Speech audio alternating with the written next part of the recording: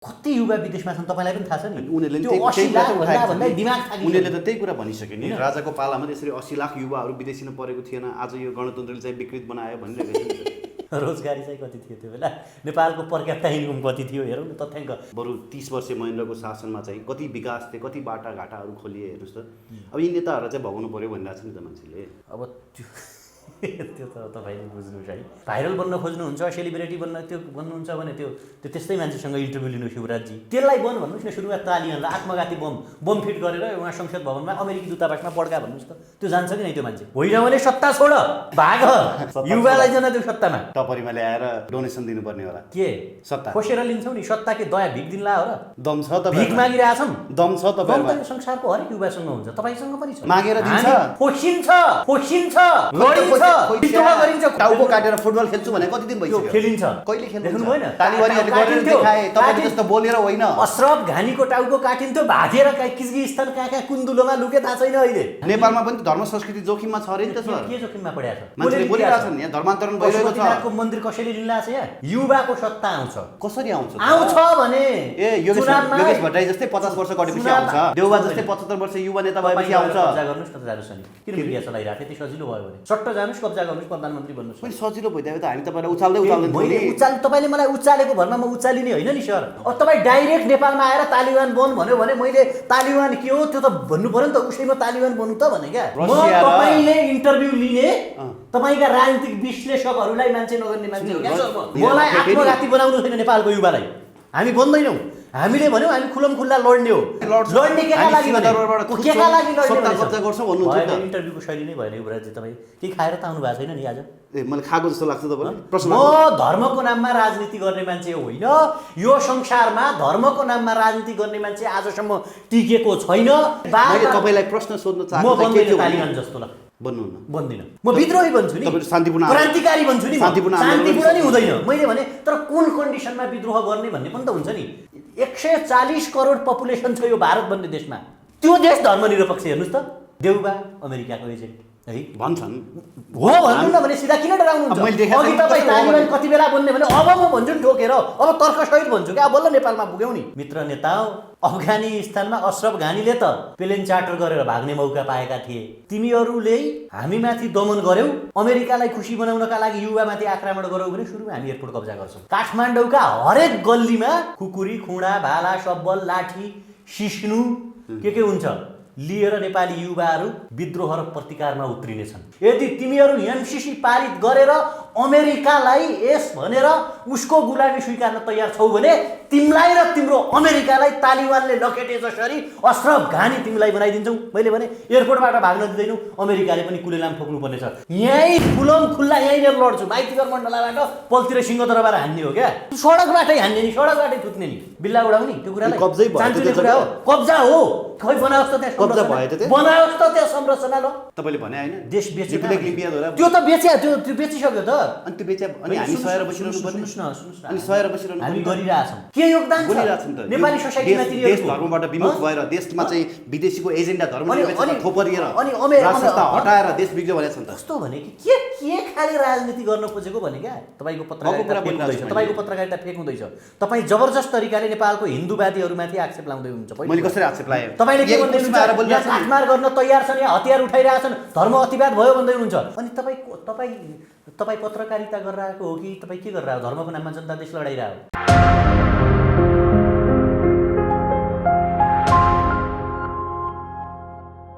दर्शकवृन्द नमस्कार, PNPखबर.com को यो श्रृङ्खलामा हामीसँग युवा विद्यार्थी नेता हेमराज थापाजी हुनुहुन्छ। हेमराज सर, यहाँलाई हार्दिक स्वागत छ PNPखबर.com मा।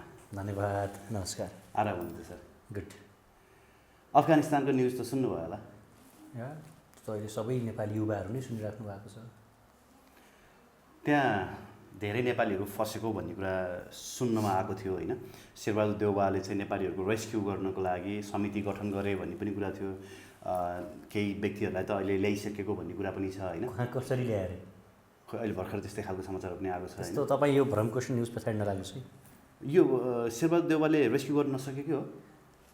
उहाँ अमेरिकाले सबै नागरिकहरू फिर्ता पठाइसक्यो, अरू कैयौँ देशहरूले लिइसक्यो। अमेरिकी दूतावासमा काम गर्ने 300 जना नेपालीहरूलाई दुबई पुर्याइसक्यो, अब नेपाल पुर्याउँदैछन्। के को समिति बनाउन लाएको? कहाँ छ नेपालको राष्ट्रिय ध्वजा फरफराइरहेको जहाज? अनि आजै अहिले उड्ने एकैछिनमा उड्ने भनेर हिजोदेखि समाचार आएको आइथ्यो ए सर प्रोग्रेसिभ के तपाईँले चाहिँ हिजोदेखि उड्ने भन्ने समाचार आइरह्यो भन्नुभयो? अस्तिदेखि उड्ने त्यो कागजी एग्रिमेन्टले केही पनि हुँदैन क्या सर। हाम्रो भनाइ के हो भने यिनीहरूले त 1500 जना मात्रै अफगानिस्तानमा छन् भनेर भनिरहेका छन्, सरकारी तथ्याङ्क भनिरहेका छन्। तर विभिन्न तथ्याङ्कहरूलाई हेर्दा लुकीछुपी अब गैर कानुनी रूपमा, कानुनी रूपमा, कामदारका रूपमा चाहिँ 15,000 आसपासमा नेपालीहरू चाहिँ हाम्रा दाजुभाइहरू अफगानिस्तानमा रहेको तथ्याङ्क हेर्न पाउँछ। 15,000 अनि हो अब ती नागरिकहरूलाई कसरी नेपाल ल्याउने भन्ने कुरा एउटा मुख्य चुनौतीको विषय हुनसक्छ सरकारलाई। तर एक्सन ओरिएन्टेड गभर्मेन्टले 45 आज 46औं दिन भयो तालिबानले चाहिँ अफगानिस्तानमा आफ्नो पकड जमाउन थालेको र हिजो राष्ट्रपति भवनमा झन्डा गाडेर त्यहाँको राष्ट्रपति भागेर जानुभयो। र हाम्रा नागरिकहरू कहाँ छन्, कति छन्, कुन सहरको कुन कम्पनीमा अथवा कुन ठाउँमा कार्यरत छन्, कसरी तिनीहरूलाई कन्ट्याक्ट गर्न सकिन्छ भनेर प्लान त बनाउनु पर्यो नि त, योजना त बनाउनु पर्थ्यो नि होइन। सम्पर्कमा आएका नागरिकहरूलाई ल्याउँदै गर्ने, पाकिस्तानसँग समन्वय गरेर हुन्छ कि अफगानिस्तानमा रहेका दूतावासहरूसँग समन्वय गरेर हुन्छ कि तालिबान प्रवक्तासँग कुरा गरेर हुन्छ कि होइन, अथवा नेपालका प्लेनले पुग्दैनन् भने अन्य प्लेनहरू भाडामा लिएर हुन्छ कि, त्यो त बुझ्नु पऱ्यो नि त सरकारले।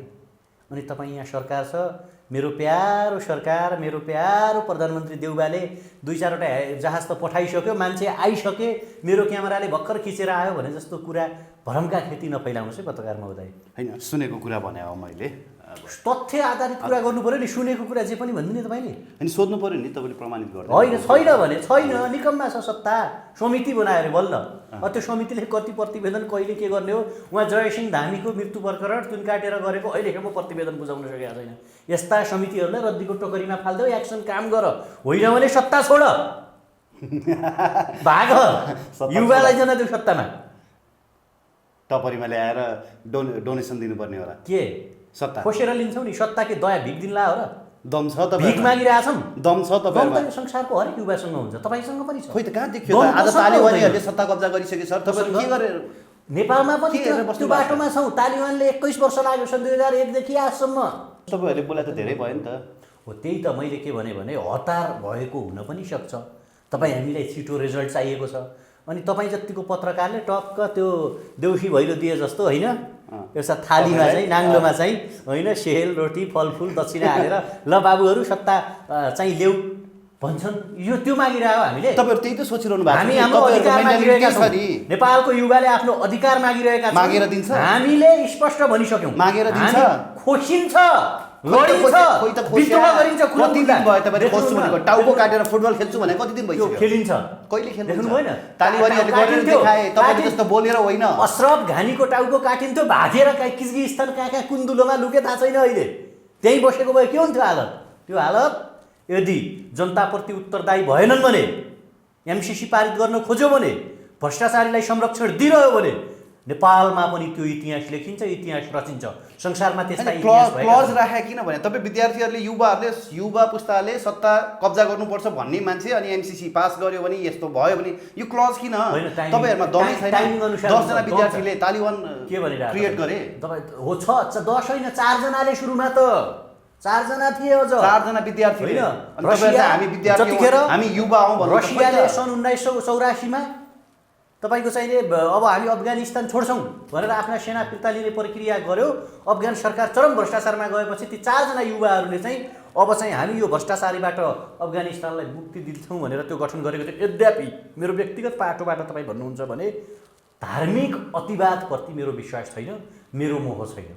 तपाईँ तालिबानको कुरा गर्नुहुन्छ, नेपालमा धर्म संस्कृति जोगाउन तपाईहरु लाग्नुहुन्न।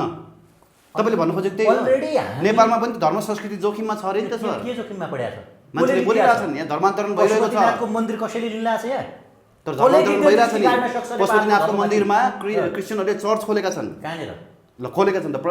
मैले देखेको छैन है सर। पशुपतिनाथ मन्दिरको प्रपर्टीमा। कहाँनिर के त्यो त मैले अब अध्ययन गरेको छैन होइन। अध्ययन नगरेको कुरामा चाहिँ मैले फेरि अनि हेर्नु पर्यो नि त, देशभित्र पनि धर्ममाथि आक्रमण भएको कुरा बुझ्नु पर्यो नि त सर। धर्म सापेक्षता हुनु, धर्म मान्नु एउटा कुरा हो, धार्मिक अतिवादको कुरा गरिरहेका छौँ के हामी? मेरो मात्रै धर्म, अफगानिस्तानको मुस्लिम कम्युनिटी भनेको शिया मुस्लिम कम्युनिटी अन्तर्गत पर्दो रहेछ क्या। शिया र सुन्नी बिचको एउटा लामो लडाइँ तपाईँ हामी देखिरहेका छौँ। तपाईँ अल कायदा भन्नुहोस्, तपाईँ तालिबान भन्नुहोस्, तपाईँ अर्को कुनै बोको हराम लस्करे ताइबा भन्नुहोस्, अथवा तपाईँले हिटलरले जेउजमाथि गरेको यहुदीमाथि गरेको आक्रमण भन्नुहोस्, भारतमा हिन्दू र मुस्लिम बिच भएको दङ्गा भन्नुहोस्, धार्मिक अतिवाद संसारमा कतै पनि काम लाग्दैन। बुझ्नुभयो नि? मैले भनेको मात्रै हुनुपर्छ भन्ने कुरा गलत हो होइन। फेरि अर्काको धर्ममाथि प्रहार गर्न पनि मिल्दैन। इस्लामिक स्टेट बनायो त उनीहरूले आफ्नो अफगानिस्तानलाई। सुन्नुहोस् न, त्यो त हामीले हाम्रो देशलाई हिन्दू देश बनाउन सक्दैनौँ। 1990 को दशकमा उनीहरू सत्तामा थिए। पाकिस्तानका किशोरीहरूलाई उनीहरूले पढ्न दिएनन्। यौन व्यभिचारमा लागेका, अर्कासँग परस्त्री गमन वा परपुरुष गमनमा फसेका, चोरी डकैती गर्नेहरूलाई सार्वजनिक रूपमा हातै काट्नुपर्ने, खुट्टै काट्नुपर्ने, ढुङ्गाले हानेर मार्नुपर्ने जुन कानुन बनाएको थियो, त्यो कानुन धेरै लामो समय टिक्न पनि सकेनन्। आज हेर्नुहोस्, आज अफगानी तालिबानका नेताहरूको तपाईँको चाहिँ हिजो आजका इन्टरभ्यू हेर्नुहोस्, उनीहरू पस्ताएका छन्। उनीहरूले स्पष्ट रूपमा भनेका छन्, अफगानिस्तानको हरेक किशोरी अब पढ्न पाउने छ। हामी कानुनमाथि फेरबदल गर्छौँ। 1994 मा हामी के थियौँ भने पहिलोचोटि सत्तामा आएका थियौँ, धेरै कुरा हामीलाई थाहा थिएन, हामी प्रयोगमा थियौँ। अब हामी त्यो गर्दैनौँ। अब धार्मिक एजेन्डा सशक्त तरिकाले हामी उठाउँदैनौँ। अब हामी गुमेको अफगानिस्तानको अर्थतन्त्र, मैले भने होइन है, अल जजिरामा ती भिडियोहरू सुरक्षित छन्, BBC इङ्ग्लिसमा ती भिडियोहरू सुरक्षित छन्। तिनीहरूले भने होइन, तिनीहरूलाई अमेरिकाले भन्न लगायो। अब भन्न लगायो कि के गर्यो त्यो तपाईँ छोडिदिनुहोस्। मैले भन्न खोजेको कुरा, धर्म अतिवादबाट उनीहरू पनि यस्तो गर्यो भने हुँदो रहेनछ भन्ने कुरा उनीहरूले पनि सिकिसके। त्यसकारण नेपालको हकमा हाम्रो हिन्दुत्वमाथि कसैले प्रहार गर्न सक्दैनन्, हामी अरूमाथि पनि प्रहार गर्दैनौँ। हाम्रोमाथि कसैले प्रहार गर्यो भने हामी छोड्दैनौँ। फेरि हामी यो अतिवादी तरिकाले चाहिँ पुरा त्यो तरिकाले पनि फेरि जाँदैनौँ। भनेपछि तपाईँहरूले पनि तालिबान जस्तो सङ्गठन बनाउने, यहाँ विद्यार्थीहरूको सत्ता कब्जा गर्ने भन्ने चाहिँ हामीलाई चाहिँ एउटा सपना मात्रै रहेछ, सपना मात्रै। हेर्नुहोस्, तपाईँहरूले सपना मात्रै बाँड्नु भएको छ। तालिबान जस्तो सङ्गठन हामीले बनाउनु किन पर्यो? अमेरिका आएर के हामीलाई के हाम्रो सत्तालाई तहस पारिदिएको छ र भने आउनु लाग्यो भने जे तालिबानले गर्यो त्यही गर्ने हो। अमेरिकी सेना हामीले तपाईँलाई स्पष्ट रूपमा यो भनेका छौँ, युवाको सत्ता आउँछ। कसरी आउँछ भने योगेश भट्टराई जस्तै 50 वर्ष गएपछि आउँछ। अब 2-4 वर्ष कि देउबा जस्तै 75 वर्ष युवा नेता, देउबा जस्तै 75 वर्ष युवा नेता भएपछि आउँछ। कब्जा गर्नुहोस् न, जानुहोस् नि। किन मिडिया चलाइरहेको थियो? त्यो सजिलो भयो भने सट्ट जानुहोस्, कब्जा गर्नुहोस्, प्रधानमन्त्री भन्नुहोस्। पनि सजिलो भइदियो त हामी तपाईँलाई उचाल्दै तपाईँले मलाई उचालेको भरमा म उचालिने होइन नि सर। हामी वैचारिक अध्ययन गर्ने हो। हामीले के भनेका छौँ भने हामी शान्तिपूर्वक तरिकाले आफ्ना गतिविधिहरू गरिरहेका छौँ, आफ्ना कामहरू गरिरहेका छौँ। हामी नेपालको युवालाई सशक्तिकरण गरिरहेका छौँ, जोडिरहेका छौँ। आगामी इलेक्सनमा युवाहरू चुनावमा भाग लिन्छन्, चुनावी प्रक्रियाबाट सत्ता कब्जा हुन्छ र हामीमाथि दमन भयो भने अनि पो विद्रोहको बाटोमा जाने हो। दमन भइरहेको छैन भने तपाईँको चाहिँ खुडा खुकुरी लिएर मान्छे काट्न जाऊ भन्न मिल्छ भने? आज बिहान नेपाल टेलिभिजनको पूर्व कर्मचारी एकजनाले लेख्नु भएको छ, नेपालमा पनि देश, धर्म, संस्कृति, सभ्यता, भाषा जोगाउनको लागि नेपालमा पनि एक घर एक तालिबानीको जरुरत भइसक्यो। भइहाल्यो नि, को हो त्यो? त्यसलाई पनि भन्नुहोस्। मैले नाम लिन चाहेन। त्यो आफै भने भइहाल्यो। नेपालमा गरिके रहेछ उसले, छैन। तालिबान जस्तो हुन आवश्यक छैन। बुझ्नुभयो नि? मैले स्पष्ट भने अफगानिस्तानमा गणतन्त्र आएको कति भयो? हेर्नुहोस् है, धर्मको नाममा राजनीति गर्ने। अमेरिकाले डेभलपमेन्टको नाममा राजनीति गरेर आएको छ, चाइनाले डेभलपमेन्टको राजनीति गरेर आएको छ, भारतले डेभलपमेन्टको राजनीति गरेर आएको छ, युरोपले डेभलपमेन्टको राजनीति गरेर आएको छ। धर्मको नाममा राजनीति गरेर अगाडि बढेको संसारको एउटा देशको नाम भन्नुहोस् त तपाईँ। त्यो जसले तालिबानीहरूले इस्लाम खतरामा पर्यो भनेर राजनीति गरे होइन? तपाईँलाई त्यहीबाट उनीहरू उदाएको होइन? तपाईँलाई इस्लामिक एक्सट्रिमिस्ट भएर उदाएको होइन? तपाईँ मलाई 2 मिनट टाइम दिनुहोस् ल। USSR रसिया धेरै ठुलो कन्ट्री थियो हो, सोभियत सङ्घ धेरै ठुलो राष्ट्र थियो। दोस्रो विश्वयुद्धको समाप्ति पश्चात बेलायतको शक्ति चाहिँ अमेरिकातिर सर्यो र अर्को एउटा ठुलो साम्यवादी अथवा समाजवादी अर्थव्यवस्थाको नेतृत्व चाहिँ रसियाले गर्यो। अमेरिका र रसिया बिच व्यापक कोल्ड वार चल्यो र व्यापक कोल्ड वार चलिसकेपछि अमेरिकाले यस्तो रणनीति अपनायो कि उसले अहिलेका तपाईँ चाहिँ अल कायदाका ओसामा बिन लादेन भन्नुहुन्छ, अरू कैयौँ चाहिँ रणनीतिहरू व्यापक मात्रामा परिचालन गरेर रसियालाई टुक्रा टुक्रा पार्यो। त्यो टुक्रा पाडिसके पश्चात चाहिँ रसिया अलिकता त्यो मुस्लिमहरूको बढी बाहुल्यता रहेको अथवा केन्द्रका रूपमा रहेको चिनेको अफगानिस्तानमा घुस्यो। अफगानिस्तानलाई कम्युनिस्ट शासन व्यवस्था बनाउँछु भन्यो क्या उसले। त्यहाँ पुगिसकेपछि त्यहाँ उसले अफगान जनताहरूलाई त्योभन्दा अगाडि नै घुसेको हो। त्यो सुन्नुहोस् न, सोभियत टुक्रिनुभन्दा अगाडि। सुन्नुहोस् न, यहाँ सुन्नुहोस्, पहिला सोभियत टुक्रिनुभन्दा अगाडि होइन, त्यही पेरिफेरीमा उनीहरू त्यहाँ पुगे होइन। पछि उनका उज्बेकिस्तान, किर्गिस्तान, तुर्कमेनिस्तान के हुन् तिनीहरू छुट्टेर 13 राष्ट्रमा विभक्त भयो र अब यी कन्ट्रीहरूलाई आफ्नो वर्चस्व र बाहुल्यता निकाल्नका लागि अथवा त्यसमा चाहिँ आफ्नो बाहुल्यता कायम गर्नका लागि अब अमेरिकाले के गर्यो भने जुन उसको व्यापार अथवा हतियार वा एस्ट्रोलोजी वा अन्तरिक्ष सम्बन्धी वा कयौँ जुन वार थियो भनौँ न, अहिले चाइना र अमेरिका बिचको जुन वार छ त्यो वार रसियासँग हुँदाखेरि उसले मुस्लिम कन्ट्रीहरूमा, तेलसेलको कुरा अलि पछि आएको, मुस्लिम कन्ट्रीहरूमा आफ्नो प्रभुत्वता कायम गर्न र कम्युनिस्टहरूको प्रभुत्वता रोक्नका लागि उसले डेभलपमेन्टका मुद्दाहरूलाई ओझेलमा पारेर धार्मिक अतिवादीहरूलाई प्रोडक्सन गर्यो अमेरिकाले। हेर्नुहोस् है, अमेरिका रसियन सेना गइसकेपछि अफगानिस्तानमा तालिबान स्थापना हुनुभन्दा 2-4 वर्ष अगाडिको ड्युरेसनमा उनीहरूले के भन्यो भने व्यापक भ्रष्टाचार बढ्यो, देशमा अनियमितता भयो, यसलाई हामी मुस्लिम इस्लामिक स्टेट अथवा मुस्लिम धर्मअनुसार नियन्त्रण गर्छौँ भनियो र 1990 को दशकसम्म आइपुग्दाखेरि तालिबानले स्पष्ट रूपमा अफगानिस्तानको 90% भन्दा बढी भूभाग कब्जा गरेर आफ्नो शासन सत्ता चलायो र त्यो बेला चाहिँ सुरुमा लोकप्रिय पनि थियो तालिबान, धेरै कुराहरू उसले राम्रो गरेका थियो, डेभलपमेन्ट, विकास, भ्रष्टाचार नियन्त्रण। तर बिस्तारै उसले चाहिँ कुरानमा भए अनुसार भनेर व्याख्या गरियो अथवा त्यो तरिकाले उनले चाहिँ हैन किशोरीहरूलाई स्कुलै बन्द, 10 वर्ष माथिकालाई स्कुलै बन्द गरिदियो, बुर्का अनिवार्य, अनि तपाईको चाहिँ चोरी डकैती अब के भनेछन् अब त्यो हैन अनैतिक सम्बन्धकालाई चाहिँ सार्वजनिक ठाउँमा काट्ने कुट्ने मार्ने भयो। द काइट रनर भन्ने एउटा पुस्तक पढाएको थिएँ कि मैले, खालिद हुसेनीको, त्यो सम्भवतः तपाईँ पनि पढ्नु होला, निकै राम्रो एउटा पुस्तक छ। उनी अफगान मुलका अमेरिकी लेखक हुन्, त्यसबाट पनि अफगानिस्तानको चित्र चाहिँ सजीव तरिकाले देखिन्थ्यो। र त्यो भइसकेपछि तालिबान जुन छ, तालिबान सत्तामा आइसकेपछि त्यसपछि रिसेन्टली अल-कायदाको जन्म भयो। अल-कायदालाई अगाडि अमेरिकाले रसियाको विरुद्धमा परिचालन गर्नका लागि, त्यसको जासुसी गर्नका लागि, त्यसको प्रभावलाई रोक्नका लागि प्रयोग गर्यो। पछि मिडल इस्ट, पछि चाहिँ तपाईको चाहिँ के भयो भने बिस्तारै अमेरिकाले चाहिँ अब उनीहरू जब चलाक भए, जब बुझ्ने भए इस्लामहरू, मुस्लिमहरू र आफू विरुद्धको खतरा देख्न थाल्यो र उसले मिडल इस्टका अथवा यी अरबियन कन्ट्रीहरूका चाहिँ जुन कच्चा तेलका खानीहरू थिए ती खानीहरूमा अमेरिकाले आँखा लाउन थालेपछि बिस्तारै यी कन्ट्रीहरू अमेरिकाको विरुद्धमा पुगे र सन् 2001 को सेप्टेम्बर 11 मा अमेरिकाको वर्ल्ड ट्रेड सेन्टरमाथि नै ओसामा बिन लादेनको योजनामा चाहिँ आक्रमण भएपछि है, त्यो आक्रमण भइसके पश्चात चाहिँ अमेरिकाले तत्कालीन राष्ट्रपति जर्ज डब्ल्यू बुश हुनुहुन्थ्यो, उहाँले के भन्नुभयो भने तालिबानी सरकार छ, अल-कायदा तालिबानको संरक्षणमा छ र ओसामा बिन लादेन पनि अफगानिस्तानमा छन्, ओसामा बिन लादेनलाई चाहिँ हाम्रो हस्तान्तरण गरिदेऊ भन्दाखेरि तालिबानी नेताहरूले के भन्नुभयो भने अब उहाँहरू त आफ्नो चाहिँ जुन छ हैन यता अतिवाद अथवा जेमा उदाए पनि सत्तामा त पुगे नि त, धार्मिकै अतिवाद नाम दिए पनि, अनि उनीहरू बिस्तारै कहाँ पुगे भने उनले चाहिँ हुँदैन भनिसकेपछि बल्ल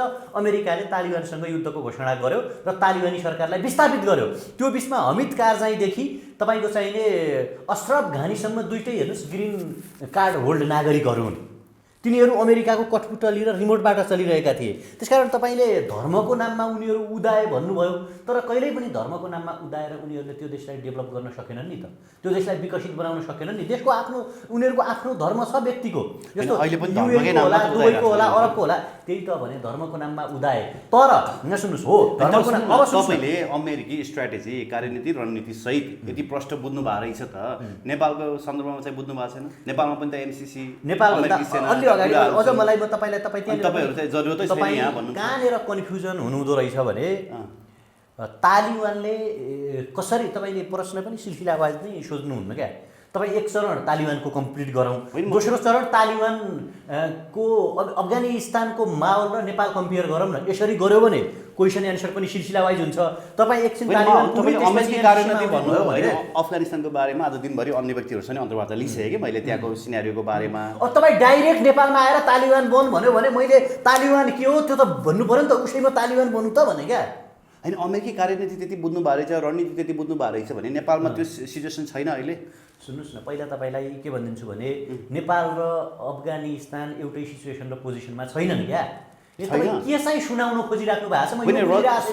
तपाईँले इन्टरभ्यू लिने तपाईँका राजनीतिक विश्लेषकहरूलाई मान्छे नगर्ने मान्छे हो क्या रसिया। यहाँ एउटा तपाईँका मैले हेरिरहेको छु तपाईँका न्युजहरू, त्यस्तो पनि हुन्छ। अमेरिकाले स्पष्ट रूपमा 80 मिलियन अमेरिकी डलर, 80 अर्ब रुपियाँ अमेरिकी डलर खर्च गर्यो, 21 वर्ष लगायो अफगानिस्तानमा। अफगानिस्तानमा सन् 2001 मा के भनेर आयो अमेरिका कि पहिले मुस्लिम टेरोरिस्टलाई प्रायोरिटी दिई धार्मिक इस्लामिक स्टेटको रूपमा धर्मको नाममा चाहिँ राजनीति गरेको तालिबान सत्तामा थियो। तैँले अल कायदालाई आफ्नो नियन्त्रणमा राखी मेरो पेन्टागन र ट्विन टावरमा आक्रमण गर्न उक्साइस्। त्यसकारण म अब अफगानिस्तानमा आउँछु र अर्को एउटा सत्ता बनाउँछु, तेरो सत्ता खोज्छु र अफगानिस्तानको नयाँ सत्ता बनाइसकेपछि उसले के भन्यो भने म अफगान सेनालाई ट्रेनिङ दिन्छु भन्यो क्या। बुझ्नुभयो नि? अमेरिका र नेपालको सिचुएसन सेम छैन नि त। अनि तपाईँको चाहिँ के यहाँ आत्मघाती बन्नुपर्ने अमेरिका र रसिया बिचको कोल्ड वार चलिरहेको थियो नि त्यति बेला। अहिले अमेरिका र चाइना बिचको कोल्ड वार चलिरहेको छ। तपाईँले कसरी सिचुएसन सेम छैन भन्नुहुन्छ? अमेरिका र चाइनाको कोल्ड वार चलिरहेको छ। अनि नेपाल अफगानिस्तान जुन जियो पोलिटिक्समा थियो, नेपाल अहिले त्यही जियो पोलिटिक्समा छ। अफगानिस्तान र तपाईँको चाहिँ नेपाल उनीहरू जियो पोलिटिक्सका कारणले आएको होइन क्या। अफगानिस्तानमा अमेरिका आफ्नो इगोको कारणले आएको हो। ट्विन टावर र तपाईँको चाहिने नि ट्विन टावर र वर्ल्ड ट्रेड सेन्टरमा पेन्टागनमा आक्रमण गरिसके पश्चात त्यसको साथ बचाउनका लागि अमेरिका अफगानिस्तानमा आएको थियो। पछि उसले रणनीति चेन्ज गर्यो।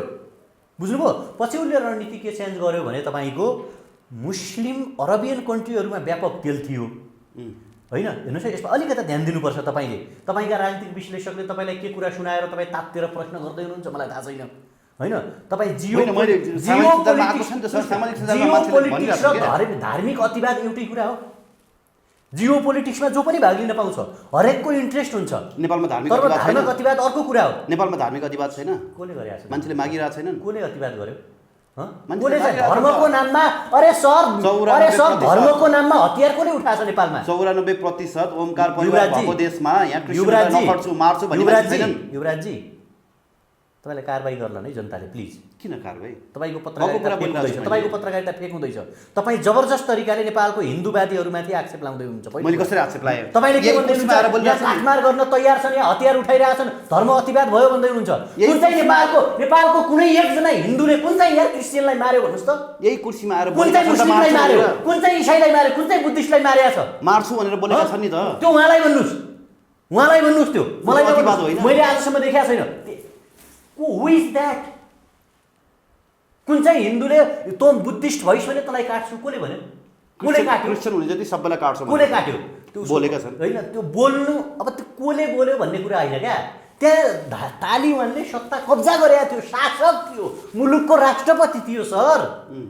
अनि तपाईँ पत्रकारिता गरेर आएको हो कि तपाईँ के गरेर आएको? धर्मको नाममा जनता देश लडाइरहेको होइन। त्यहाँ धर्मको नाममा राजनीति भएको थियो नि त। अब यहाँ कुनै एउटा हिन्दूले चाहिँ कुनै अर्को धर्मको माथि चाहिँ आक्रमण गरेको छ, खुकुरी हानेको छ यहाँ। तर मागिरहेको छ नि त। मैले भन्नु आज बिहान मात्रै नेपाल टेलिभिजनमा लामो समय काम गर्ने रमा सिंह उहाँको नाम रमा सिंह चिन्नुभएको छ होला। उहाँ समाचार वाचिका हुनुहुन्थ्यो लामो समय नेपाल टेलिभिजनमा। ए सर तपाईँ के मान्छेको नाम लिइरहेको? तपाईँ के बहस गरिरहेको?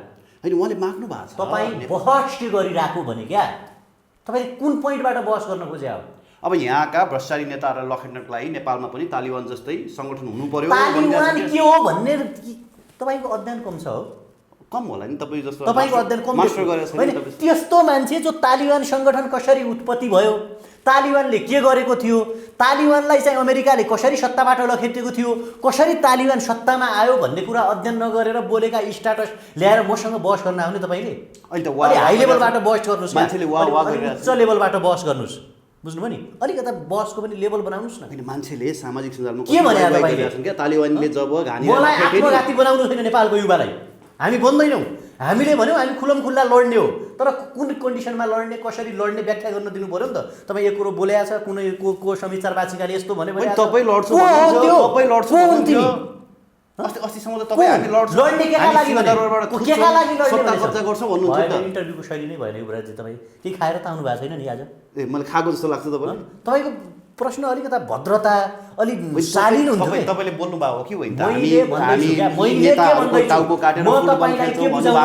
भने तपाईँले पुरै इन्टरभ्यू नै भद्रगोल गर्नुभयो क्या आफैले आज। तपाईँ अलिकता बौद्धिक जस्तो लाग्थ्यो रियल्ली भन्दाखेरि। म के भन्दै थिएँ भने तालिबानको उत्पत्ति कसरी भयो र तालिबान सत्ताबाट च्युत भएर पनि किन त्यत्रो सेनालाई परास्त गरेर शक्तिमा पुग्यो त? यदि त्यो कन्डिसन नेपालमा आयो भने हामीले कसरी सत्ता कब्जा गर्ने वा विद्रोह गर्ने भन्ने कुरालाई फ्युजन गराउन खोज्दै थिए। तपाईँ कुनै बेला क्रिस्चियन भन्नुहुन्छ, कुनै बेला हिन्दू भन्नुहुन्छ, कुनै बेला बम हाने भन्नुहुन्छ, कसले मान्छे काट्यो भन्नुहुन्छ। के इन्टरभ्यू भयो त यो? होइन तपाईँ तालिबान कसरी च्युत भयो र तालिबान कसरी सत्तामा आयो भन्ने कुरा पो जान्नु पर्यो अनि पो तालिबान हुने कि नहुने अनि पो नेपालका सत्तालाई हामीले होइन तपाईँलाई मैले सोधेको चाहिँ जरुरत छ कि छैन भन्ने मात्रै सोधेको नेपालको कन्टेक्स्टमा तालिबानी बन्नको छैन, लागि जरुरत छ कि छैन मैले सोधेको तालिबान भनेको धार्मिक अतिवादी अर्गनाइजेसन हो। तपाईँका मैले अभ्यर्थीहरू तपाईँलाई सुरुमै भनिसकेँ। एकछिन म प्रश्न राख्नु प्रश्न म धर्मको नाममा राजनीति गर्ने मान्छे होइन। यो संसारमा धर्मको नाममा राजनीति गर्ने मान्छे आजसम्म टिकेको छैन। कुनै पनि देश त्यस्तो छैन जसले धर्मको नाममा राजनीति गरेर संसारलाई चाहिँ सबभन्दा पावरफुल बनाएको होला भने मलाई जबरजस्ती तपाईँ चाहिँ त्यो किन भनिराख्नु भएको छ? त्यो तालिबानले के गरे कसो गरे त गुगलमा खोज्यो भने भेटिन्छ नि, युट्युबमा हजारवटा भिडियो भेटिन्छ। सुन्नुहोस् मैले तपाईँलाई प्रश्न सोध्न चाहेको चाहिँ के थियो तालिबान जस्तो ल बन्नुहुन्न। बन्दिनँ म विद्रोही बन्छु नि, शान्तिपूर्ण क्रान्तिकारी बन्छु नि। शान्तिपूर्ण नि हुँदैन मैले भने, तर कुन कन्डिसनमा विद्रोह गर्ने भन्ने पनि त हुन्छ नि। विद्रोह अहिले त्यत्तिकै सडकमा गएर विद्रोह गर्नु त भने अहिले त्यसमा विद्रोह गर्ने पनि लेभल हुन्छ। अहिले जरुरत छैन सर जो मान्छे काट्छन् भन्छन् यार तिमीलाई पठाउनुहोस्, तिमीलाई गर्न लगाउनुहोस् विद्रोह। कम्तीमा विद्रोह गर्ने स्टेपहरू हुन्छ क्या होइन। विद्रोहका चाहिँ आफ्ना रणनीति हुन्छन्, स्ट्राटेजी हुन्छ, पोलिटिकल फ्याम हुन्छ, पोलिटिकल फिलोसफी हुन्छ, पोलिटिकल दर्शन हुन्छ, सिचुएसन हुन्छ, मास हुन्छ, त्यसको सङ्गठन हुन्छ, अर्गनाइजेसन हुन्छ, स्ट्रक्चर हुन्छ। मजाक गर्ने चर्चामा आउनु जे पनि भन्ने तपाईँले के मलाई चाहिँ यो पछिल्लो समयदेखि विश्लेषक हुँ भन्दै पेट पाल्नेहरू जस्तो सम्झाएको छ क्या? तपाईँले धेरै जनासँग इन्टरभ्यू लिनुभएछ, तालिबान किन सत्तामा आयो त भनिदिनुहोस् न। के भन्यो तपाईँका विद्वानहरूले, के सिकायो तपाईँलाई, के दियो तपाईँको दर्शकलाई, के मेसेज दिनुभयो तपाईँले? अनि तपाईँले कसरी यिनीहरूले तालिबान विद्रोह गर्यो सत्तामा आयो? के गर्यो? विद्रोह गर्यो सत्तामा आयो, हतियारको राजनीति विद्रोह गरेर मात्रै तालिबान सत्तामा आयो? कसरी आयो त? विद्रोह गरेर मात्रै सत्तामा आयो? कसरी आयो त? के भने तपाईँका राजनीतिक विश्लेषकले भन्नुहोस्। उनीहरूको कुरा छोडिदिनु न, अर्को कुरा किन गर्ने? त्यही भएर त प्रश्न सोध्नुहोस् अनि नेपालको सन्दर्भ जोडौँ भन्दैछु म। होइन मैले भनेको नेपालको सन्दर्भमा त्यसरी माग गरिरहेका छन् आज सामाजिक सञ्जालमा कुरै नसुन्नुहोस् भने क्या सर। त्यसलाई बन्द भन्नुहोस् न सुरुमा। तालिबानलाई आत्मघाती बम फिट गरेर उहाँ संसद भवनमा अमेरिकी दूतावासमा पड्का भन्नुहोस् त। त्यो जान्छ कि नै त्यो मान्छे? त्यो जसले लेख्यो नि त्यो जाने हो कि नै सोध्नुहोस् त्यसलाई पहिला। गफ हान्ने सिचुएसन नबुझेर बोल्दिनी हो। मैले प्रश्न राख्न खोजेँ कि यही हो कि होइन? जे पायो त्यही बोल्ने आफू त रेडी छ कि नै? किन बन्ने भन्ने हो नि त। जिहाद किन छेड्ने? What is the meaning of jihad? What is the meaning of आत्मघाती? तालिबानको लडाइँ अफगानिस्तानको लडाइँ र हाम्रो लडाइँ फरक हो। तर अफगानिस्तानमा अब अमेरिकी सेनाले कसरी आक्रमण गर्यो, कति खर्च गर्यो, कति मार्यो त्यो कुरा छोडिदिनुहोस्। पहिलो कुरा के थियो भने तपाईँ अशरफ घानीको कुरा गर्नुहोस् वा चाहिँ तपाईँको चाहिने हमिद कारजाईको कुरा गर्नुहोस्। दुईटै ग्रिन होल्ड नागरिक थिए, ग्रिन कार्ड होल्डर नागरिकहरू थिए। दुईटै अमेरिकी सेनाले बन्दुकको नोकबाट गराएको चुनावको प्रेसिडेन्ट थिए। दुईटैजनालाई आफ्नो देशसँग कुनै पनि मतलब थिएन, जनताहरूसँग कुनै सरोकार थिएन। यतिसम्म कि लास्ट आवरमा अहिले न्युजहरू आएका छन् 80 अर्ब अमेरिकी डलर खर्च गर्दाखेरि पनि पछिल्लो 5-7 महिनादेखि राष्ट्रिय सरकारी सेनाले चाहिँ तलब पाएको थिएन। यतिसम्म कि एउटा राइफल चलाउन नसक्ने भइसकेका थिए अफगानिस्तानका सेनाहरू। यतिसम्म कि तपाईँको चाहिँ नि एउटा प्लेन राम्रोसँग त्यहाँको मान्छेले चलाउन नसक्ने अवस्था आएको थियो अफगानिस्तानमा। एउटा विदेशीको एजेन्ट बनेर, विदेशीको कठपुतली बनेर त्यहाँको चाहिँ जो सरकार चलाइरहेका थिए, जो राष्ट्रपति थिए तपाईँको चाहिने अशरफ घानी, जसलाई अफगानिस्तानको ठुलो शिक्षाविद भन्छन्, जो लामो समय अमेरिकामा बसेका थिए, अमेरिकाको ग्रिन कार्ड होल्डर थियो, ऊ यति निकममा थिए अमेरिकी सेनाको बन्दुकको नोकबाट सत्ता चलाउँछ आफ्नो सेनालाई उनले तलब दिँदैनथे। तब त्यहाँको सेना विद्रोही बन्यो। 75,000 सेना अमेरिकी सुरक्षा रणनीतिले सार्वजनिक गरेको थियो कि अफगानिस्तानको सेनासँग 75,000 थियो सेना तालिबानसँग, र ऊ 3,50,000 चाहिँ अफगानिस्तानसँग थियो।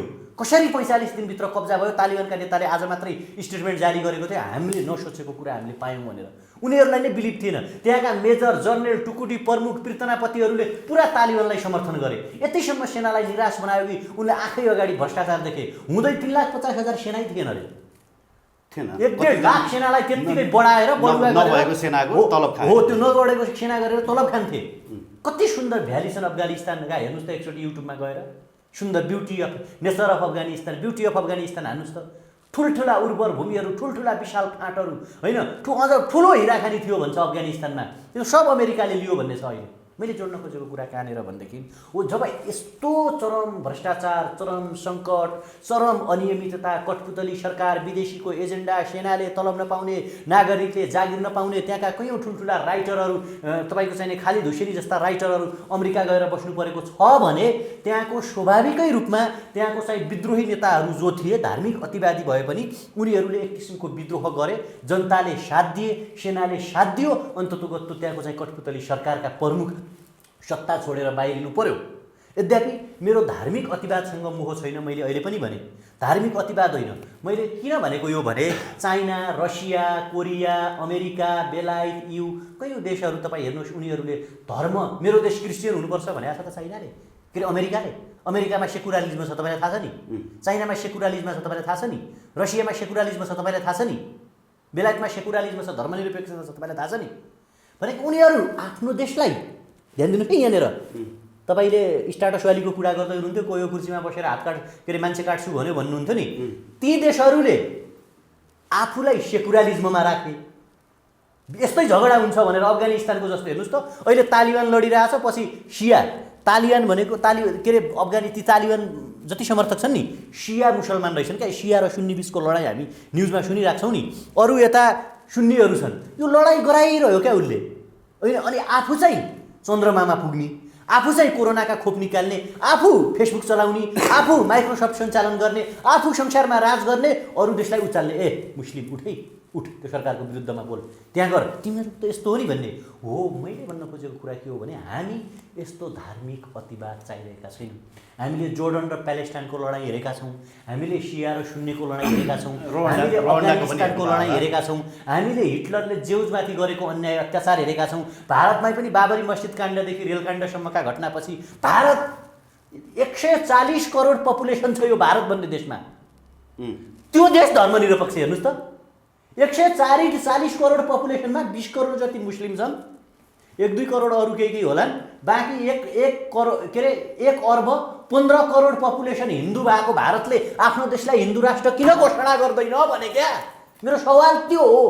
होइन अफगानिस्तान जस्तो बनाउन खोज्या हो यो देशलाई, त त्यसको प्रोसेस सुरु भएको छ नि सर। इराक जस्तो बनाउन खोज्या हो यो देशलाई। अब प्रोसेस त सुरु भएको छ नि त। अब तपाईँको मूल प्रश्नमा आउँछु। तपाईँ अघिदेखि तपाईँ कहिले विद्रोही बन्ने, कहिले विद्रोह बन्ने भन्नुभएको छ नि। 70 वर्षदेखि यो देशमा शासन गरिरहेका छन्। आज देउबा त तपाईँले अघि एउटा कुरा भन्नुभयो नि, अशरफ घानी र अर्को उपराष्ट्रपतिको बारेमा, उनीहरू पनि अमेरिकन नागरिक थिए अथवा अमेरिकी ग्रिन कार्ड होल्डर थिए। हाम्रो यहाँका नेताहरू पनि थुप्रै छन्। हो सुन्नुहोस् न, अब आएँ। हाम्रो यहाँका नेताहरू पनि थुप्रै छन्। हाम्रो यहाँका नेताहरू पनि चरम भ्रष्टाचारमा डुबेका छन्। म नेपालको पोइन्टमा आएँ। हामीले 70 वर्षसम्म पर्ख्यौँ। म पर्खेन, तपाईँ म पछि जन्म्यौँ, हाम्रा पुर्खाले पर्खे भनौँ न, विकास होला। देउबा अमेरिकाको एजेन्ट है भन्छन्। हो भन्नु न भने सिधा किन डराउनुहुन्छ? अघि तपाईँ तालिबान कति बेला बन्ने भने अब म भन्छु नि ठोकेर, अब तर्कसहित भन्छु क्या। अब बल्ल नेपालमा पुग्यौँ नि। अब भन्छन् प्रचण्ड चाइनाको गुणगान गाइदिने, केपी ओली भारतको गुणगान गाइदिने, अरूकै काहीँको गुणगाई गाइदिने, र तपाईँकै मिडिया मार्फत खबरदारी गर्छु। धेरै टाढा हेर्नु पर्दैन मित्र नेता हो।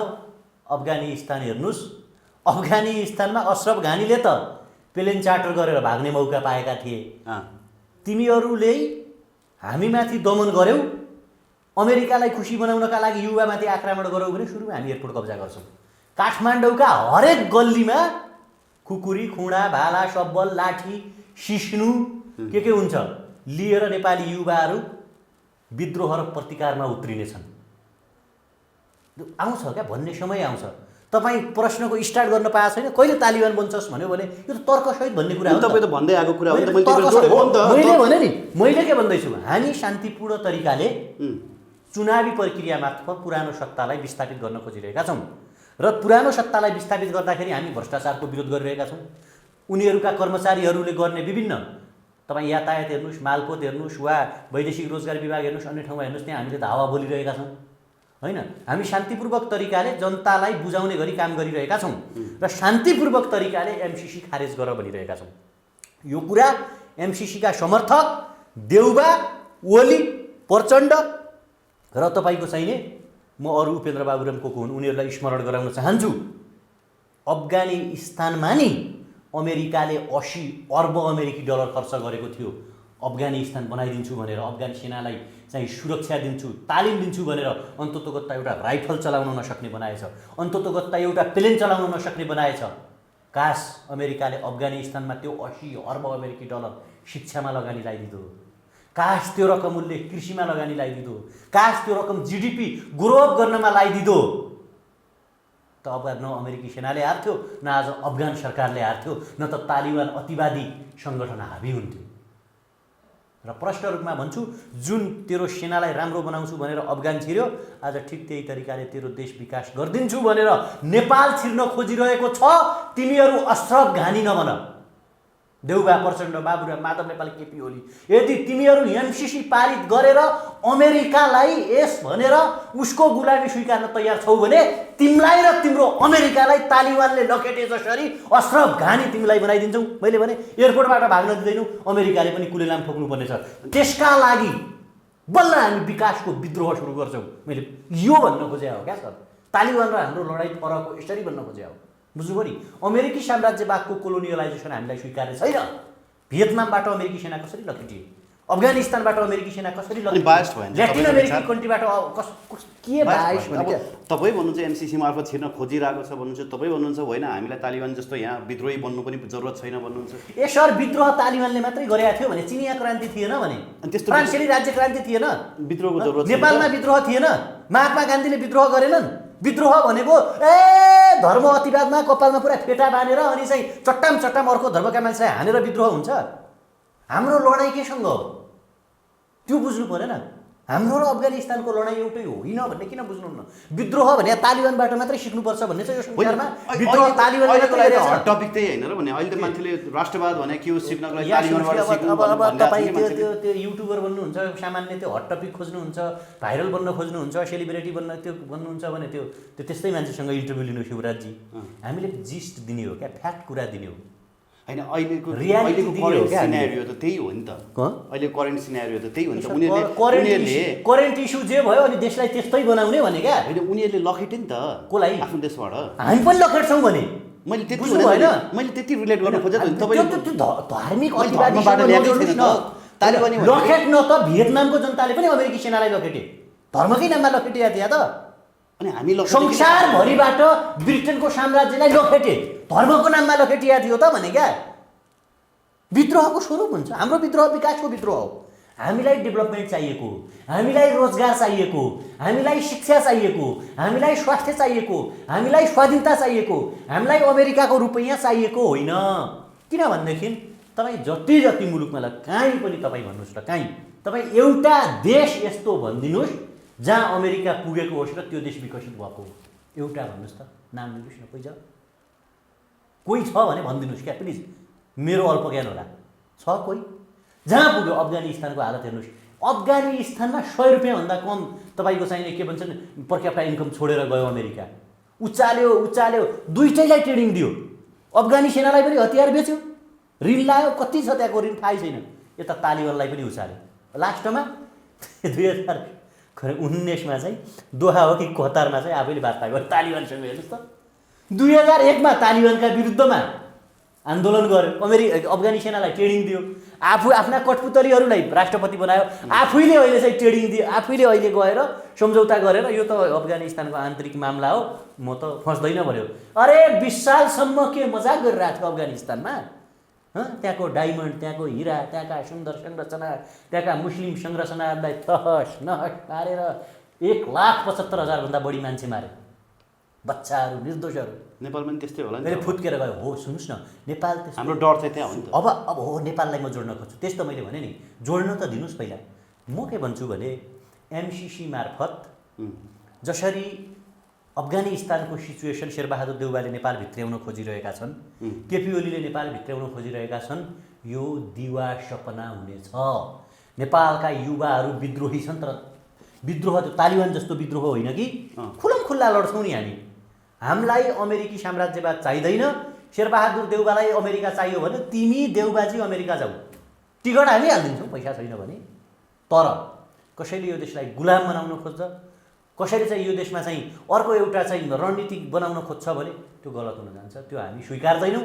त्यसका लागि हामी जस्तो सुकै विद्रोह गर्न तयार छौँ त हामीले भनिरहेका छौँ। मैले त अझ भने तपाईँलाई सुन्नु भएन, अशरफ घानीको 50 लाख अमेरिकी डलर हेलिप्याडमै छुटेर क्या। त्यो न्युज हेर्नु भएको छैन होला फेरि।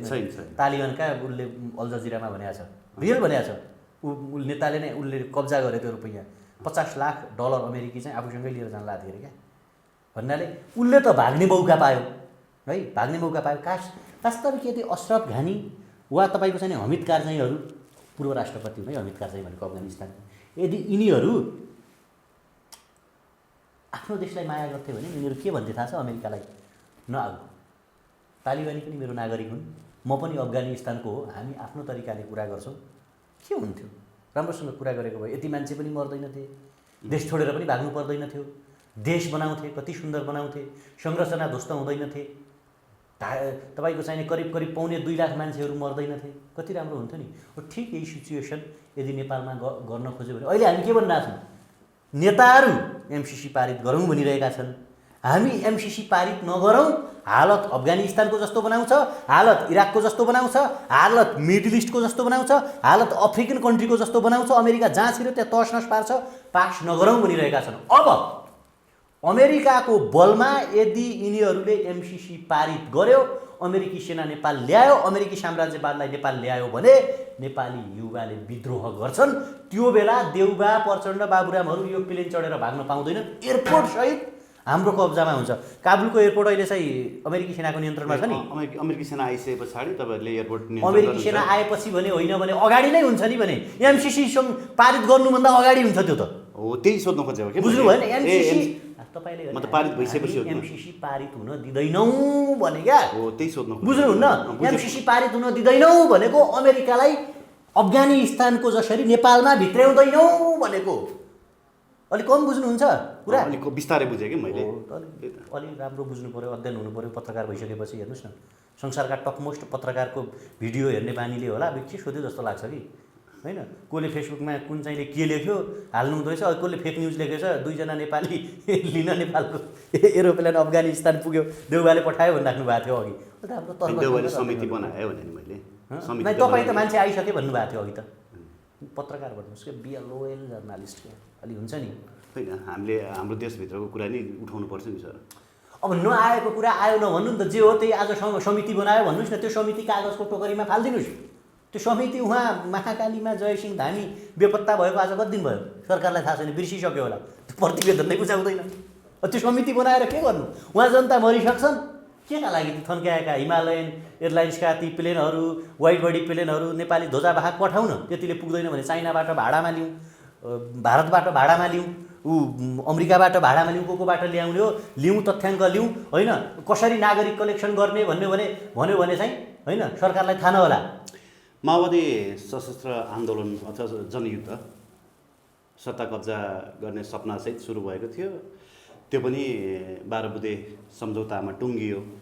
त्यस पश्चात विप्लवले सुरुवात गरेका थिए, त्यो पनि एउटा शान्ति सम्झौताको नाममा टुङ्गियो। अब नेपालमा सशस्त्र आन्दोलन हुँदैन, सशस्त्र द्वन्द्व गर्न सक्दैन। तपाईँलाई सशस्त्र द्वन्द्व किन चाहियो भने क्या, अक्टोबर क्रान्ति थाहा छ तपाईँलाई? रसियन क्रान्ति 17 दिनमा कब्जा गरिदिएको थियो सडकबाट। किन चाहियो? चाहियो किन सशस्त्र आन्दोलन चाहियो? किन जङ्गलमा जाँदैन? जङ्गल यहीँ खुलम खुल्ला यहीँनिर लड्छु, माइतीघर मण्डलाबाट पलतिर सिंहदरबार हान्ने हो क्या, यहीँबाटै सडकबाटै हान्ने नि, सडकबाटै थुत्ने नि। त्यही भन्नु तपाईँले। कर्नेल मोहम्मद गद्दाफीलाई चाहिँ तपाईँको चाहिँ मार्नका लागि लिबिया जनता जङ्गल छिरेको थिएन? तपाईँले सिंहदरबारबाट थुतेर फाल्छौँ भने चाहिँ त्यही माइतीघरबाट त्यहाँ गएर थुतेर फाल्छ। सडकबाटै भनेको विद्रोह गर्ने भनेको अनि के एउटा बन्दुक बोक्लान, नलकटुवा भरुवा, अनि रोल्पा रुकुम बाजुरा उहाँ जङ्गलभित्र लुक्लान, अनि सानो सानो चौकी हाल्लान् सोचे तपाईँले? होइन, त्यस्तै हो कि भन्ने नि। यो त 21औं शताब्दीमा हुनुहुन्छ क्या युवराजजी। सोसियल डिजिटलाइजेसन क्रान्ति इज ग्रेटेस्ट रिभोल्युसन क्या। तपाईँ हेर्नुहोस् त अमेरिकाको रिभोल्युसन लेटेस्ट, हङकङको विद्रोह हेर्नुहोस् त, अस्ति मात्रै हङकङको विद्रोह हेर्नुभयो नि तपाईँले? एयरपोर्टको हानिदिए कब्जा। विद्रोह त्यसरी लुकेर गर्ने जमाना त्यो वान्स अपन अ टाइम होइन। त्यो जति बेला सोसियल प्लेटफर्म थिएन, सङ्गठन बनाउन गाह्रो हुन्थ्यो, विचार आदान प्रदान, हामी विद्रोहीभन्दा कम लाग्छ। नागरिकको क्रान्तिलाई तपाईँले के भन्छ सत्ता कब्जासँगको क्रान्तिसँग नजोड्नु न। केलाई आम नागरिकको प्रोटेस्टलाई हुने त्यही हो भने हामीले भनेको के हो भने पुरानो सत्ता भ्रष्ट सत्ता छ। पुरानो सत्ताले देश बनाउन सकेन। पुरानो सत्ताले जनतालाई ठग्यो, युवालाई बेरोजगार बनायो। कोही चाइनाका कठपुतली भए, कोही भारतका कठपुतली भए, कोही अमेरिकाका कठपुतली भए। त्यसकारण हामी नागरिकहरूलाई साथमा लिएर पहिलो त हामी चुनावबाटै परास्त गर्छौँ, तहस नहस बनाइदिन्छौँ। चुनावबाट 2/3 लिएर आयो भने किन विद्रोह गर्नु पर्यो भने क्या हामी अनुकूलको संविधान बनाउँछौँ नि, हामी प्रत्यक्ष निर्वाचित कार्यकारी राष्ट्रपतीय प्रणालीमा त्यसलाई लैजान्छौँ, भ्रष्टाचारीलाई मृत्युदण्डको व्यवस्था गर्छौँ। संविधान चुनावबाटै 2/3 आउँछ त सर। बियर र मासु भात खुवाउँदा फेरि एजेन्डाले आउँछ नि। किन युरोपियन कन्ट्री भनेपछि त सारा मारिनहरूले के गरे, बियरका फोहरा बगाएको थियो र त्यहाँ।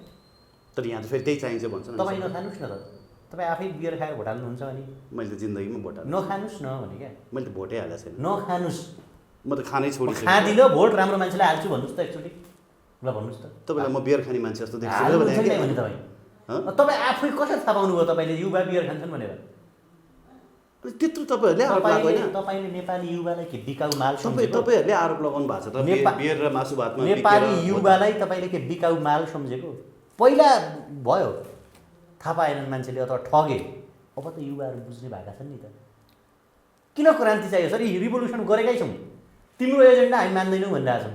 तिमीले एमसिसी पारित गर्यौ भने संसद भवन युवाको नियन्त्रणमा हुन्छ, त्यहाँ राष्ट्रिय झन्डा गाडिन्छ भनेकै छौँ। संसद भवन एमसिएको उसमा चाहिँ झन्डा गाडिसक्यो उहाँ नुवाकोटमा, जमिन कब्जा भइसक्यो, याद छ कि नै? तपाईँ त जानुभयो नि। ए सर म गए पनि नगए पनि हुन त भयो नि त, मै देशको प्रधानमन्त्री हुनुपर्छ भन्ने छ। जसले गरे नि गर्यो, नेपालीले गर्यो, भयो नि त, कब्जा जग्गा कब्जा भइसक्यो त्यहाँ। त्यो झन्डा गाडेर संरचना बनाएर देखाउँछ, झन्डा गाडेर बनाउन लाउनुहोस् त, जानुहोस् भने अमेरिकालाई गएर भवन बना भन्नुहोस्। त्यो पनि साहस हो क्या सर? तपाईँले गर्न सक्नु भएको थियो त्यति?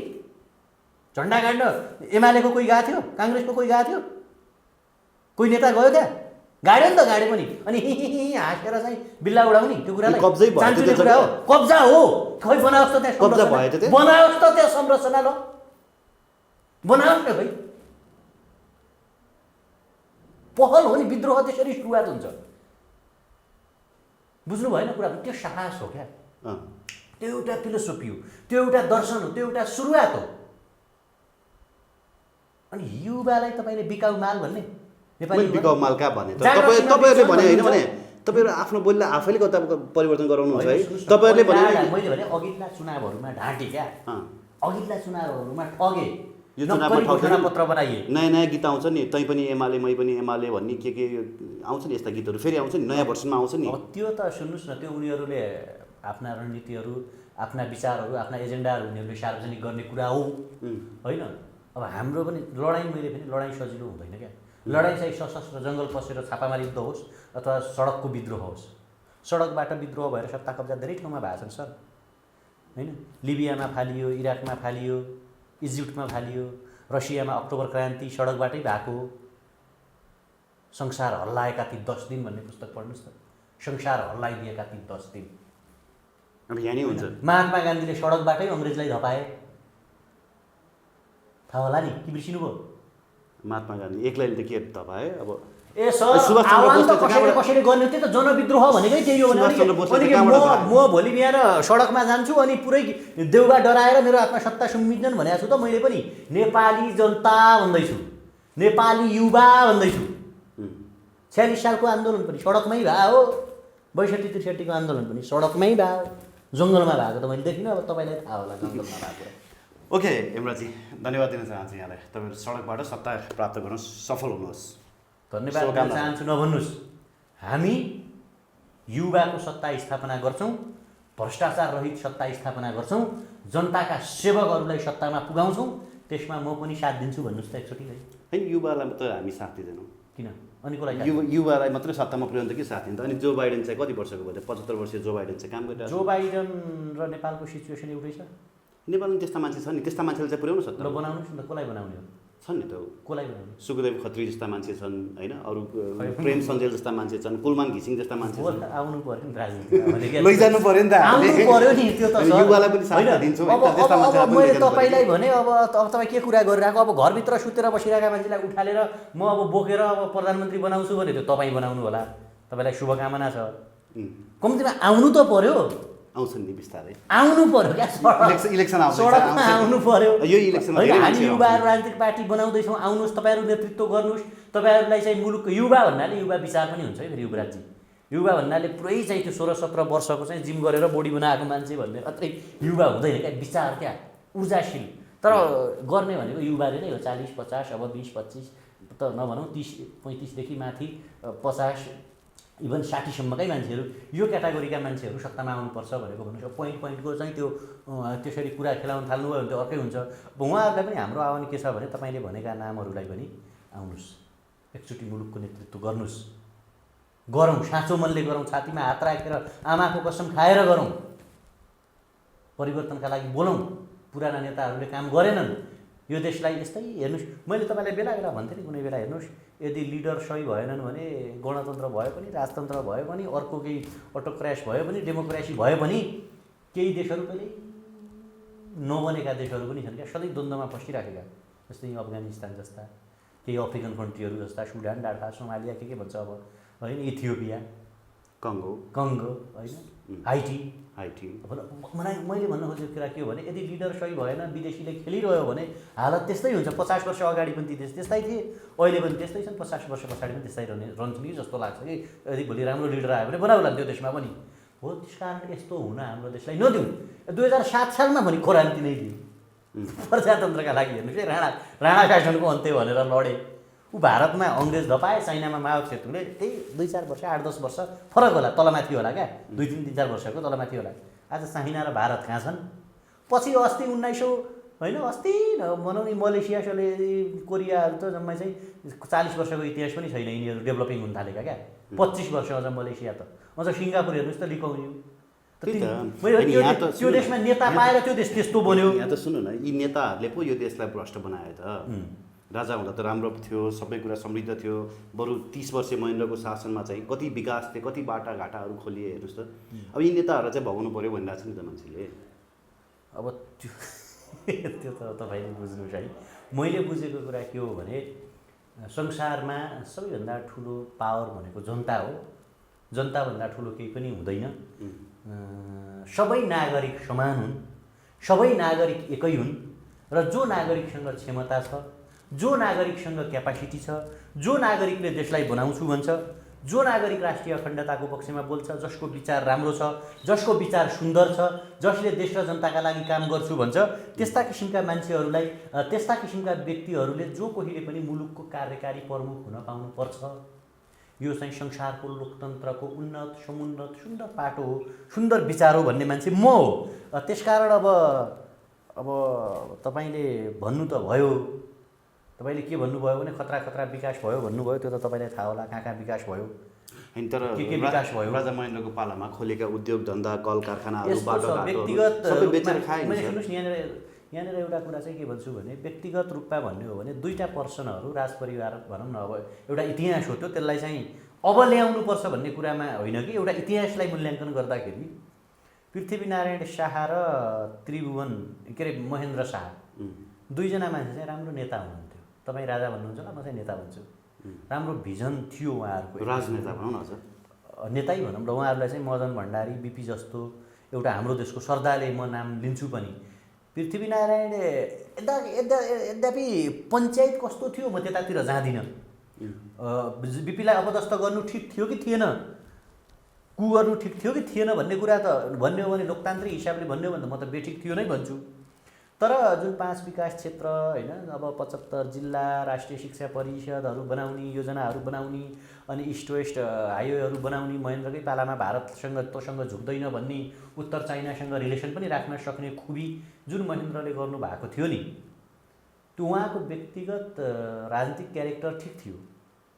एउटा नेता विकास गर्न खोजेको नेताको रूपमा बुझ्छु, तर पञ्चहरूले जसरी त्यसलाई बिगाडे होइन, गाउँमा चाहिँ मुखियाको नाममा, डिठ्याका नाममा, पञ्चका नाममा, तपाईँहरू पनि भक्त कुकुरको अलि त्यही पृष्ठभूमिको मान्छे हो भन्ने थाहा छ मलाई।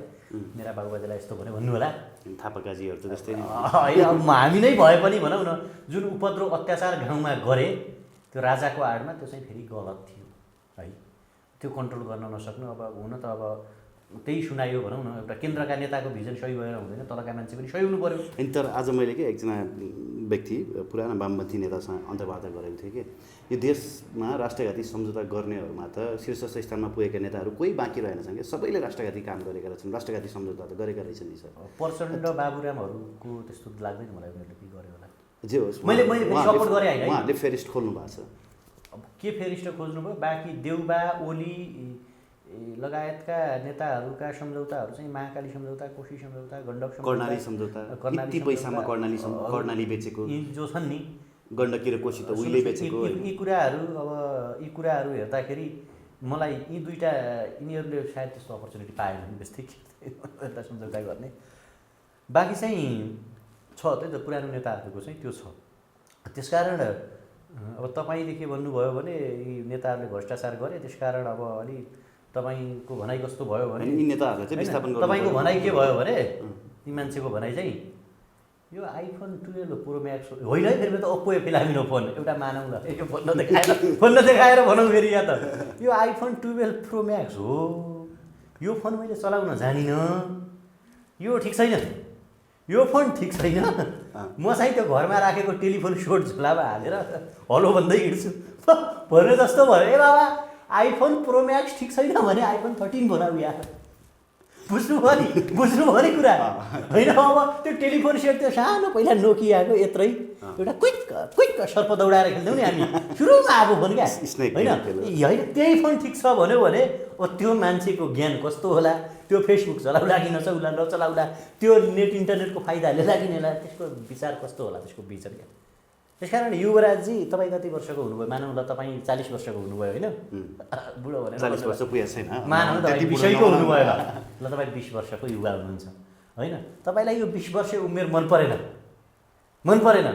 योभन्दा त म 5 वर्षमा कति राम्रो थिएँ, दुध खान्थेँ, खेल्थेँ, स्कुल जान्न थिएँ, म अब 5 वर्षमा फर्किन्छु, यो 20 वर्ष मनै परेन भने त्यहाँ जान सकिन्छ कि नै? ल तपाईँ भन्नु, सकिन्न नि। बरु तपाईँ यो 20 वर्ष मेरो राम्रो भएन, सकिन्छ नि, सुन्नुहोस् एक्टिङ गरेर बन्छ त भने, एक्टिङ त भन्दै 20 वर्ष राम्रो भएन, म 21 वर्षमा जान्छु, आफूलाई सुधार्छु, खुसी हुन्छु, राम्रा काम गर्छु भन्यो भने म त्यही भएर त यी नेताहरू ठिक भएनन्, यो संसदीय व्यवस्था ठिक भएन, प्रत्यक्ष निर्वाचित राष्ट्रपतीय प्रणालीमा जाउँ, उन्नत लोकतन्त्रमा जाउँ, जनतालाई फुल अधिकार दिउँ होइन, अनि भ्रष्टाचारीलाई मृत्युदण्डको व्यवस्था गरौँ भनेर हामी राम्रा भोलि त जाने हो नि त, सबैजना भोलि नै जाने हो। अहिले राति हामी इन्टरभ्यू गरिरहेका छौँ, अब आजको बिहानमा त फर्किने होइन, भोलि बिहान त आउने हो नि त, तर भोलिको दिन सुन्दर बनाउँ न, त्यो बाटोमा जाउँ के।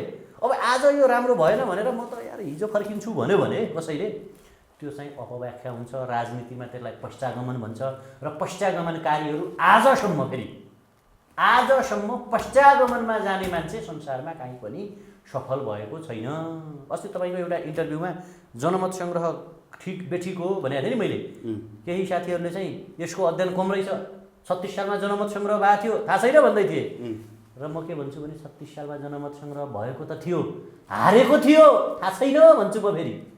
बहुदल ल्याउँ भनेर जनमत सङ्ग्रह त गरियो, जनमत सङ्ग्रह जसले गरौँ भन्यो तिनीले के गरे, जसले जनमत सङ्ग्रह गरौँ भने तिनीले हारे, र 46 सालमा ठुलो जनताको आन्दोलनबाट त्यो व्यवस्था फाले भन्ने कुरा थाहा छ कि छैन भन्छु तिनीहरूलाई म फेरि।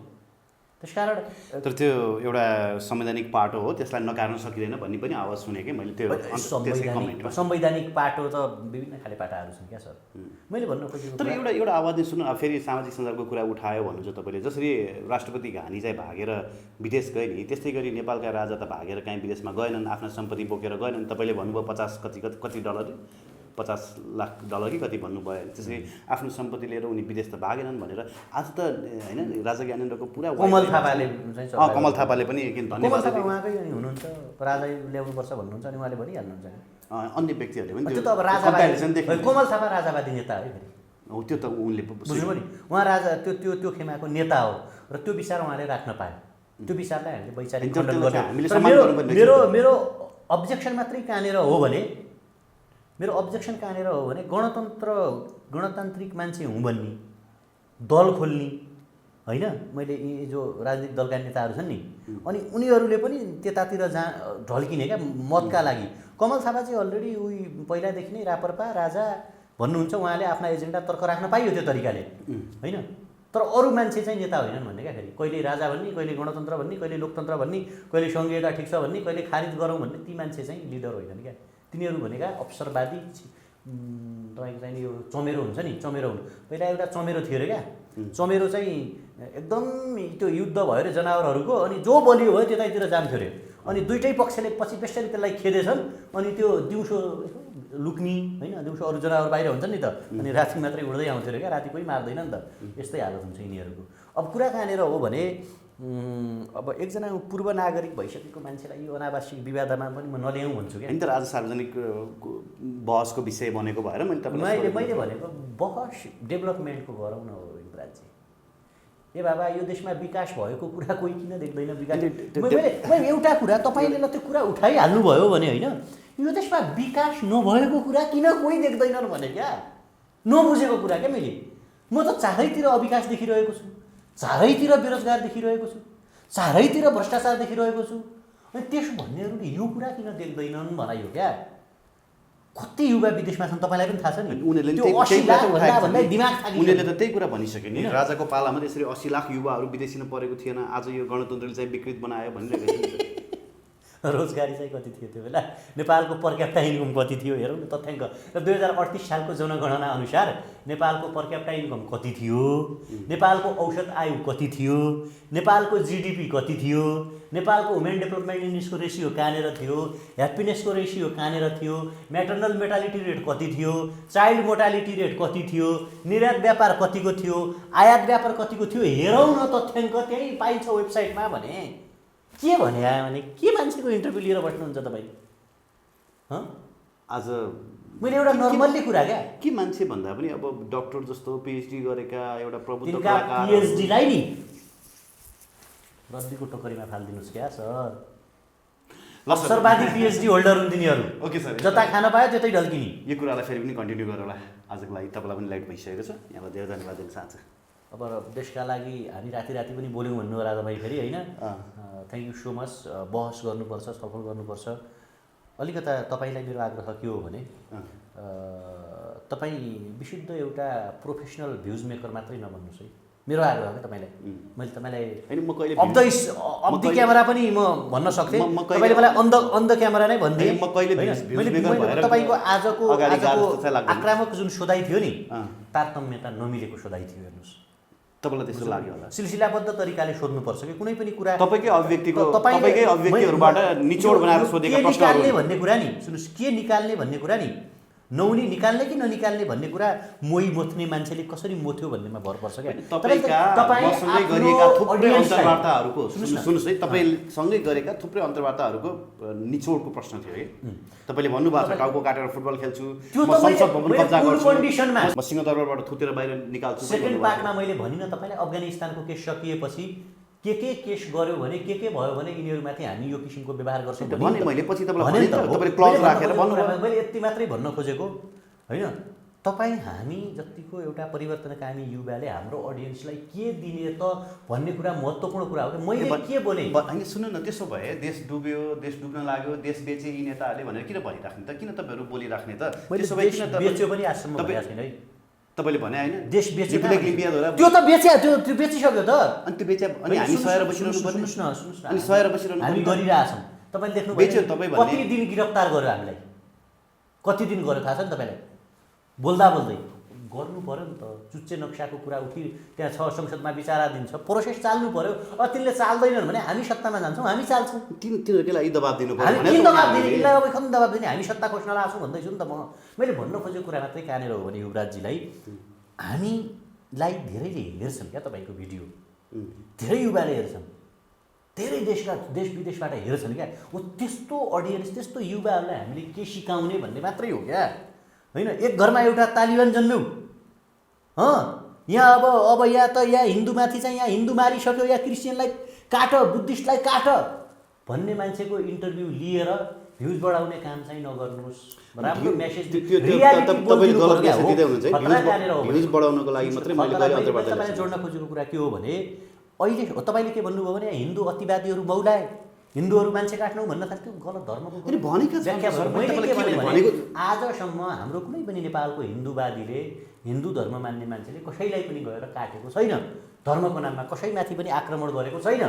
त्यही इराकमा 12 जना नेपाली मारेको बेला अलिअलि चाहिँ यहाँ आन्दोलन भएको थियो, त्यो पनि एउटा चाहिँ त्यो मारिसकेपछि स्वाभाविकै मान्छेहरू आक्रोशमा आउँछन्, आन्दोलन हुन्छ। र यति राम्रो मिलेको हार्मोनिक सोसाइटीलाई चाहिँ तपाईँ बिगाड्न खोज्ने मान्छेलाई ल्याएर अनि फेसबुकको ट्विटरको के अरे यो युट्युबको भ्युज मेकर बनाउने भने क्या यस्तो सन्देश जनतालाई दिने। आज हेर्नुहोस् त के युट्युब खोल्नै हुन्न, मान्छेलाई त्यही मन पर्छ। युट्युब खोल्नै हुन्न, के हो त्यो? नाङ्गै भेट्टी कोठाभित्र फलानु र फलानु, फलानाको बुढी भागेर फलानु ठाउँमा, यसो त गोपनीयता कुरा हो। त्यसलाई फलानाको 4 वटा श्रीमती के फाइदा भन्नुहोस् त? होइन फाइदा सोसाइटीले के सिक्छ त? त्यो झन् विदेश गएका दाजुभाइलाई तनाव मात्रै हुन्छ। हामीले त कभर गर्दैन सर, हामीले त्यस्तो कुरा कभर गर्न गएको छैन। मैले जोड्न मात्रै खोजेको भने हो, तपाईँ एउटा पब्लिकको जनताको एउटा चाहिँ होइन हुन्छ नि एउटा युवाहरूको देश परिवर्तन गर्ने मिडिया भएपछि कन्टेन्ट के बनाउने होइन, अथवा के मेसेज दिने, के सन्देश दिने, किन अल जजिरामाथि संसारले विश्वास गर्छ, किन बिबिसीमाथि धेरै मान्छेले विश्वास गर्छन्? हामी पनि नेपालका च्यानल हेर्न छोडेर अथेन्टिकका लागि ती च्यानलहरू हेर्नुपर्ने बाध्यता आइलाग्यो होइन। होइन तपाईँको चाहिने सिन्वा न्युजहरू होइन, तपाईँको चाहिने बिबिसीहरू, न्युयोर्क टाइम्सहरू, सिएनएनहरू किन हेर्नु पऱ्यो त भने क्या भने उनीहरूले एउटा छ नि त त्यो एउटा इथिक्स तिनीहरूले बनाए क्या ती देशहरू पनि, त्यो न्युजले पनि भर पर्छ। हेर्नुहोस् त तपाईँको चाहिने न्युयोर्क टाइम्सले कुनै पनि न्युजलाई अमेरिकाको कभरेज गर्नु पर्यो भने तपाईँलाई प्रश्न थाहा छ नि, त्यस्तो धार्मिक अतिवादमा विश्वास नगर्ने मान्छे हो नि म पनि, तपाईँलाई थाहा छ होइन? तर त्यस्ता मान्छेहरू छन् त्यस्तो बोल्न थाले मान्छेहरूले भनेर जब हाम्रो सोसाइटी राम्रो छ हामीले चिन्ता छ, मलाई पनि छ, म पनि कतै जाला कि हाम्रो सुन्नु न एकछिन, हाम्रो डाउट कहाँ हो भने हाम्रो राष्ट्रवाद उग्र राष्ट्रवादमा परिवर्तन भएर, हाम्रो धर्मवाद उग्र धर्मवादमा परिवर्तन भएर कतै हामी पनि त्यो ठाउँमा जान्छौँ कि भन्ने मात्रै हाम्रो आशंका हो। मैले तपाईँलाई भन्न खोजेको कुरा मात्रै के भने डर हामीलाई पनि छ हो। नेपालमा त्यो गराउन खोजिएको पनि नेपालमा बहुमत हिन्दू बिलिफप्रति आस्था राख्ने मान्छेहरू पनि हुनुहुन्छ, वैदिक सनातनी छन् होइन। अब यहाँ कसैलाई हिन्दू चाहियो अरे, आचार्य बालकृष्णको एपिएन टेलिभिजनको अन्तर्वार्ता हेर्नुभयो तपाईँले? त्यो हिन्दुत्व चाहियो भन्नेलाई पनि भनिदिनुहोस्, बाबा रामदेवको प्रमुख पोपर्टी सम्हाल्ने मान्छे वैदिक सनातन भनिरहेछ। तपाईँ नेपाल हिन्दू राष्ट्र भएको हेर्न चाहनुहुन्छ के चाहनुहुन्छ भन्ने प्रश्नमा उनी त ठुला पतञ्जलीको चाहिँ यो ऋषि पतञ्जलीको चाहिँ एउटा वकालत गर्ने संसारभरि बाबा रामदेव भने त हिन्दूको प्रतीकको रूपमा मानिन्छ नि त आजको डेटमा। भरे उनले व्यापार गरे होला, तर उनको प्रमुख चाहिँ एउटा प्रवक्ता अथवा उनको आर्थिक विभाग सम्हाल्ने मान्छेले समेत नेपाल चाहिँ म वैदिक सनातनी भएको हेर्न चाहन्छु, इस्टर्न फिलोसफी पूर्वीय दर्शनबाट लेस भएको हेर्न चाहन्छु, जुन हामी शब्द बोलिरहेछौँ नि। मैले त हिजो सुने हो, हामी यो शब्द पहिल्यैदेखि बोल्थ्यौँ भनेपछि उनले सहित त्यस्तो भनिरहेका छन् क्या। हार्मोनिकको कुरा उनीहरूले कसरी म्यानेज गरिरहेका छन्? त्यत्रो देश हो सर, हेर्नुहोस् त आरएसएसको बाहुल्यता छ, शिवसेनाको बाहुल्यता छ, कसरी मेन्टेन गरिरहेको छ भारतले? 20 करोड मुस्लिमलाई त उसले धुलो पिठो बनाइदिन सक्छ, तर उसले आफ्नो सोसाइटीलाई हार्मोनिक देखाउनका लागि, डेभलपिङ देखाउनका लागि कति सुन्दर तरिकाले संरचनागत तरिकाले म्यानेज गरिरहेको छ।